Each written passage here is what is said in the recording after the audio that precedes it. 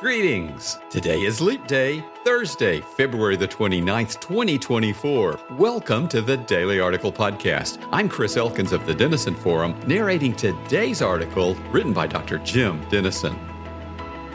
In honor of Leap Day, Krispy Kreme is giving a free dozen original glazed donuts to anyone who has a February 29th birthday. This news caused me to wonder, how many donuts could the company potentially give away? It turns out the odds of a Leap Day birthday are 1 in 1,461, equaling about 5 million people in the world. I also learned that people with leap year birthdays are called, quote-unquote, leaplings, which doesn't seem like an altogether flattering title, and that they can have problems with health systems, insurance policies, and other organizations that require a birthday but don't have February 29th built in. Whether your birthday is today or not, you should be grateful for Leap Day. As one physics instructor notes, without the leap years, after a few hundred years, we will have summer in November, Christmas will be in summer, there will be no snow, there will be no feeling of Christmas. Accordingly, we should be thankful for Leap Day when it occurs again in 2028, that is, if we make it to 2028.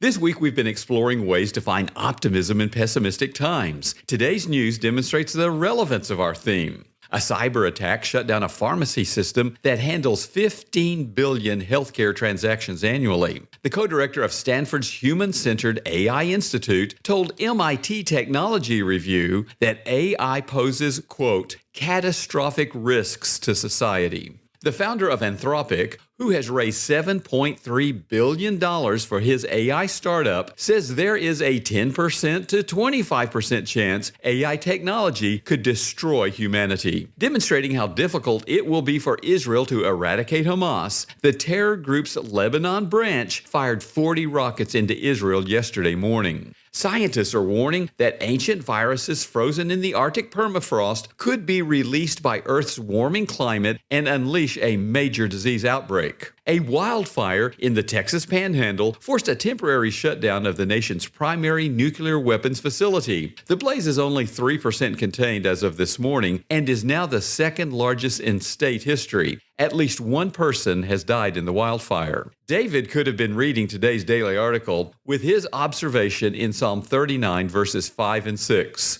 Surely all mankind stands as a mere breath. Surely a man goes about as a shadow. Surely for nothing they are in turmoil. Man heaps up wealth and does not know who will gather. However, his response in verse 7 is the path to encouragement we need. Now, O Lord, for what do I wait? My hope is in you. What are some practical ways to share this hope with our broken culture? Stay right with God so you can partner with Him. The ancient Greek playwright Aeschylus claimed, quote, God always strives together with those who strive, end quote. To partner with a holy God, however, we must first strive to be a holy people. Thus, from Lamentations 3, verse 40, let us test and examine our ways and return to the Lord. To do this, ask the Spirit to reveal anything in your life that displeases your holy God, then confess what comes to mind and claim your Father's forgiveness. Then spend time in Scripture and worship, seeking to think biblically so you can act redemptively. Now you can claim Jesus' promise from Luke 6, verse 40. Everyone, when he is fully trained, will be like his teacher. From Romans 8:29, measure your time with God by the Christ-like character it is intended to produce, knowing from Luke 6:45 that out of the abundance of the heart, the mouth speaks. So, stay right with God so you can partner with Him. Then, trust God to send you wherever He can best use you. Joseph left Canaan for Egypt as a slave with nothing, but later we read in Genesis 50, verse 9, that he returned with both chariots and horsemen in a very great company.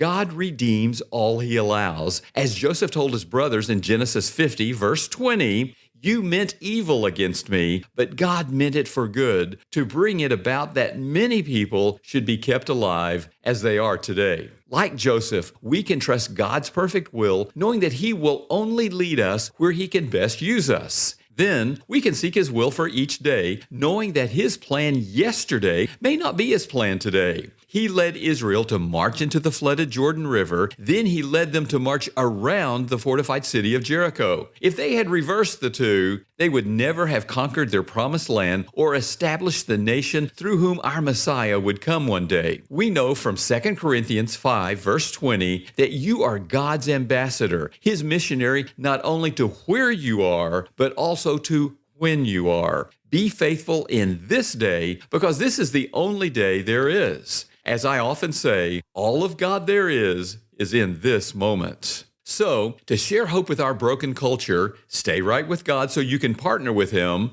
trust God to send you where He can best use you, and third, embrace the place God calls you to.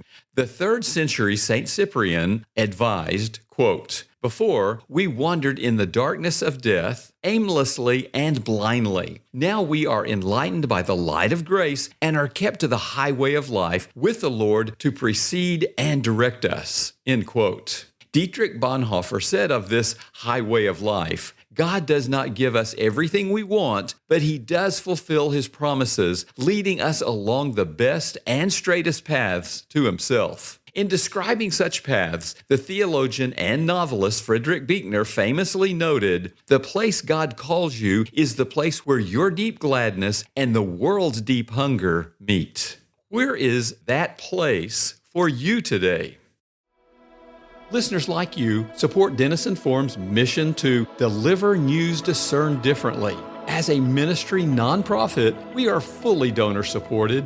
To partner with us, please donate today using the donate link in our show notes.